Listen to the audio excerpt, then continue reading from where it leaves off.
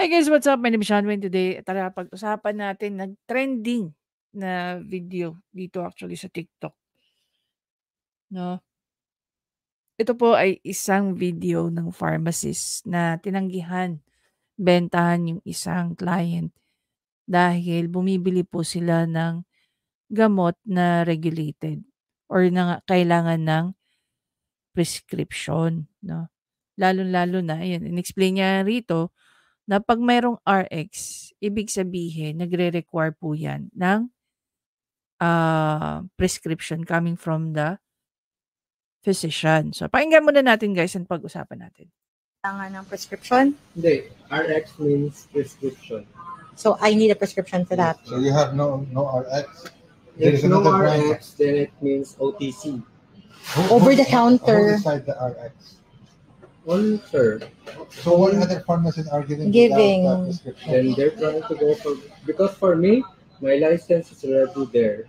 So if So ever, you mean Rose Pharmacy and Mercury and Watson, they don't have a license? they are the PA, sir. If they try to give you without RX, like antibiotics, S2, No, No, this is not an antibiotic. This is a maintenance medicine. Yeah, they know. He knows na hindi 'yan. It's not a prescription. if ever you tried, You know, the pharmacist is trying to explain, no, na 'pag merong RX sa box, ibig sabihin or may mga medication na categorized doon sa klase ng medication na 'yon, manghihingi talaga ng reseta or prescription from your doctor. Kahit ako, wala akong physical na prescription, pero naka-digital po kasi yung mga prescription eh. Okay, sinisend sa akin or pinipicturean ko. Even that, as long as merong picture tas na-identify ko sino yung doctor and all, magde-dispense naman sila eh. Given that, meron kang okay, lagi nilang hinahanap sa akin yun guys. Hindi ako bumibili ng gamot na regulated na walang prescription. Kasi hindi nga ako bibigyan. Pero I'm very surprised, no? Mali rin naman kasi yung mag-asawa rito, kung mag-asawa man silang magkasama, sorry. Kung binanggit pa nila yung mga pangalan ng mga big names when it comes to pharma stores, gaya ng Watsons, Mercury, and all. Kasi pati yung mga yun madadamay na wala namang kinalaman, di ba? However, they were able to purchase, pinakita pa nila sa resibo na nakabili sila dun sa mga stores na yon. Okay? Which is, kawawa sila kasi pag nakita yun ng DOH, maka-question sila ron. Diba? just Google what's the meaning of RX. Uy, ano ba? You Kasi ang hirap-hirap nilang intindihin eh, no? As much as possible, itong si pharmacist, he's trying to explain something na ayaw naman intindihin ng mga tao. That's it. If we go for the rules, Don't then- argue with us. Just yes or no. Yes or no? then it's not, boy, bigay mo kasi nagbi-video na si ma'am. Oh, Na-live na to. without RX Facebook na. daw. Without It's very petty, no? Kailangan mong videohan yung tao. At saka kailangan mo. Sa totoo lang, even in the public place, ayun nga yung nakita ko rito sa ni Attorney Respicio. No? In one of his blogs or articles, sabi niya rito, someone took a video of me in a public place. Is that legal? Sagot niya rito, in the Philippines, the general rule or rule of thumb is that taking photos and videos in public places is generally considered legal, especially if the person capturing the footage has no ill intent. However, the legality changes when specific circumstances come into play, such as intrusion of privacy, defamation, or harassment. So basically, dito ba sa ginawa ni uploader, makikita mo yung sinasabi rito ni attorney? Diba? Intrusion of privacy, defamation, or harassment. Diba? Again, magdidepende yan sa kung anong intensyon ng tao. What constitutes intrusion of privacy? Ayon sa kanya, If someone records you in a situation where you have a reasonable expectation of privacy, even if it's in a public setting, that could be considered as intrusion of privacy. For example, capturing someone in compromising position without their consent can potentially be a legal violation. What about defamation or harassment in a video? If the video is used, yan, if the video is used to harm your reputation or if it's taken in a manner that harass or intimidates, then legal recourse may be available. This could fall under defamation laws under Article 10627, also known as the Anti-Bullying Act of 2013. What are my rights if I feel my privacy has been violated? If you believe your privacy has been invaded, or that the video is defamatory or harassing, you may file a complaint with the Philippine National Police Cybercrime Division or a relevant local law enforcement agency. You may also opt for civil lawsuits to claim damages. Yep, you can do that. No. Kanina nga lang pinapanood ko yung video niya, no, ni Attorney Libayan, yung kanyang isa sa mga live niya. So, doon ni-raise niya yung Article 19, okay, ng Civil Code. Karamihan, guys, pagka may mga ganyan, mga damages, no, pwede niyong i-file yan. I remember there's also a case filed by, sino ba yung ano na yun? Sa Channel 7 yun na ano eh.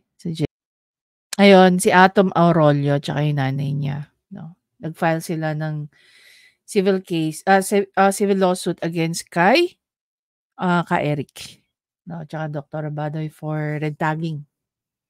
Yan. Is consent needed for recording? Consent is not always required for recording in public spaces. But it is generally considered ethical to ask permission. If the recording becomes a commercial endeavor, the subject consent is typically required. Yes.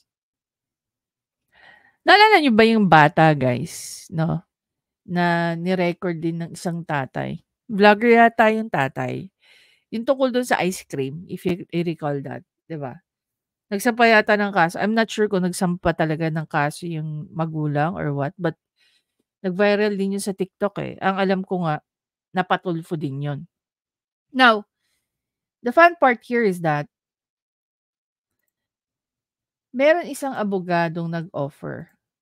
Ayan. Palakihin natin yung ano. Sabi sa isang post ni Mr. Brian Santos Posadas, to the pharmacies implicated in a recent dispensing incident, please send a private message so we can offer you a free legal assistance through Attorney Ran Mendoza.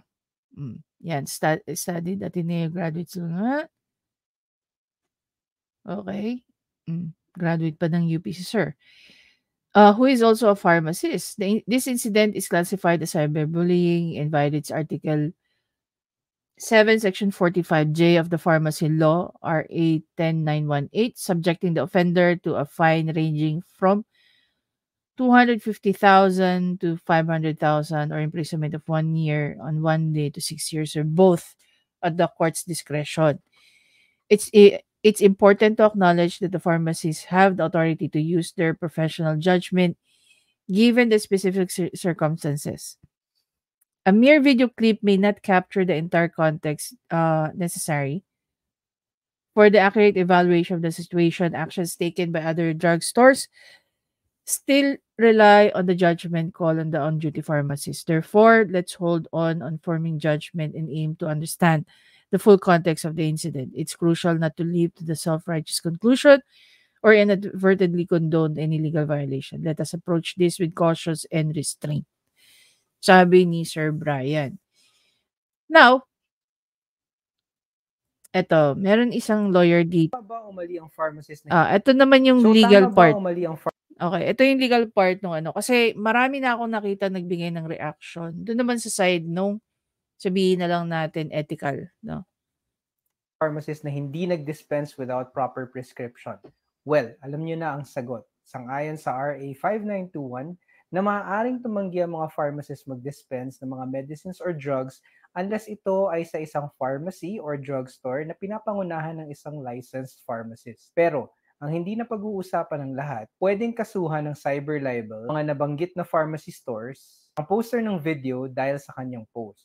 Kat ang pagsasabi ng mga nasabing drugstores na nagdi-dispense ng prescription medicine without the necessary prescription is an imputation of a crime. Ang mali siya ay makikita sa kanyang akto dahil bakit pa niya ipopost ang nasabing video except na nais niyang sabihin na ang mga nasabing drugstore ay nagdi-dispense ng prescription drugs kahit na walang maipakitang reseta ang mga customer.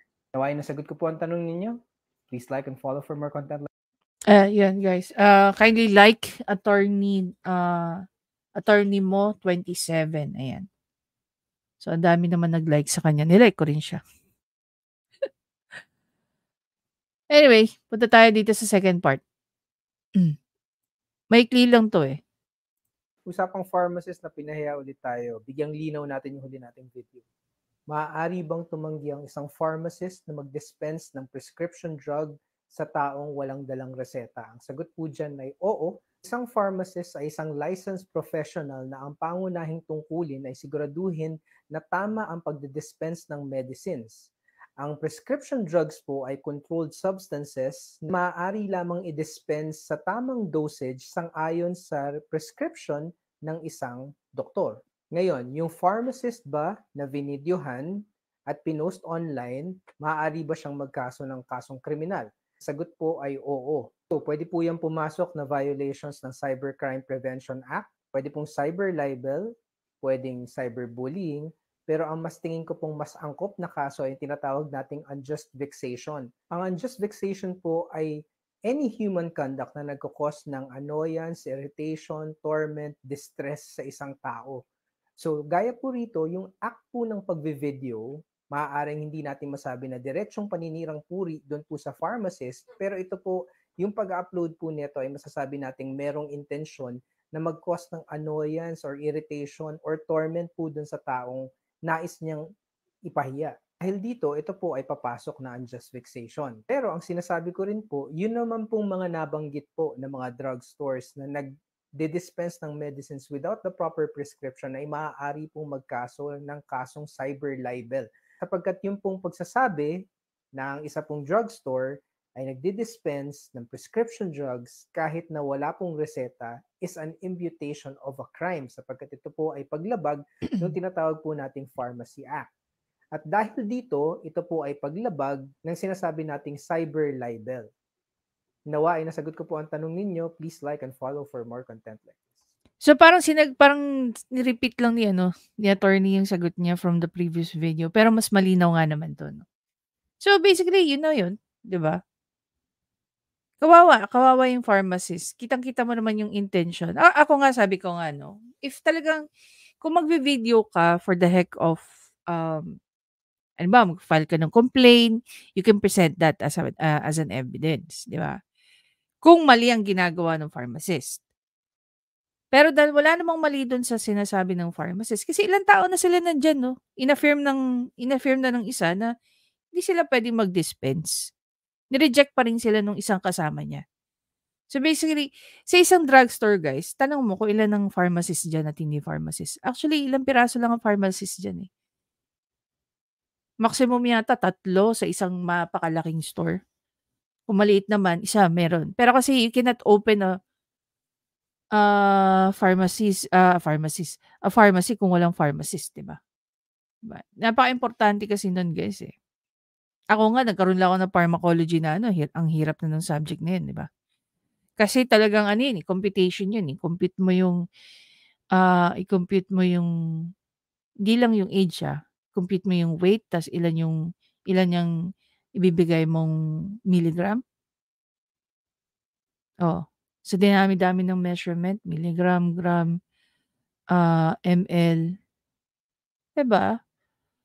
Hindi lang yun. Kailangan mo intindihin. Okay, ano ang adverse reaction nitong gamot na to? Itong gamot na to, hindi pwedeng painom sa pasyenteng ito, lalo na kung meron silang mga underlying pang mga sakit.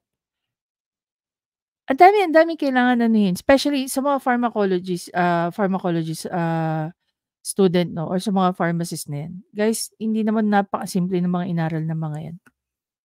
Ang hihirap niyan, 'di ba? Malaking factor sa kanila science at saka math because they need to make they need to do a lot of computation, lalong-lalo na sa pagdi-dispense ng mga drugs.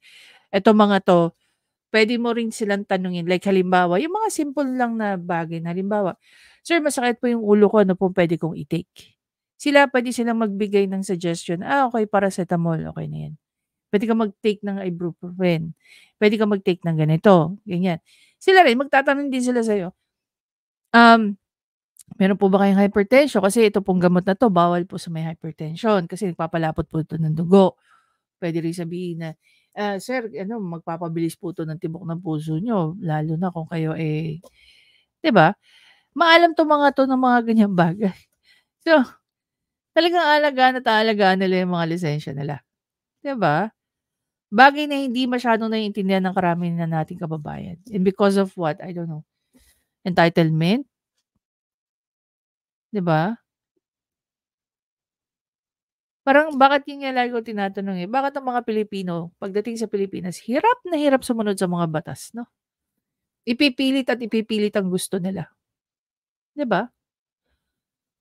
Kudos sa kanya kasi kahit anong mangyari hindi talaga siya ano, hindi siya talaga nag-back down dun sa demands nung ano 'no, hanggang sa umabot pa sa ganyan, 'di ba? We all know naman, 'di ba? Hindi mo naman i-upload yan for nothing, 'di ba? I-upload mo yan para may mapahiyang tao, which is si pharmacist. Yun lang nag-backlash, 'di ba? Grabe ang bilis ng karma, super digital. Ang pagkakaalam ko nga ito in-upload siya sa Facebook tapos na-delete na rin. Ngayon gaya nga ng sinabi ko may nag-o-offer na free legal assistance, sana kagatin nila. Knowing that I don't know if those people are from Cebu, parang nangyari ito sa Cebu. Yan sa Landers Cebu, hindi ko lang alam exactly saan. Ayun. Sana ano lahat ng healthcare workers natin ay ganyan. Na hindi tayo magi-give in lalong-lalo na kung ang lisensya natin ang nakataya. Tandaan niyo, maraming taon kayo nag-aral, maraming sleepless night ang dinedicate niyo para lang makuha niyo yung lisensya niyo. Mawawala lang dahil sa isang entitled na tao. Anyway guys, again maraming salamat sa panonood. Please don't forget to subscribe, like at i-comment niyo na rin yung thoughts niyo sa mga ganitong klaseng tao.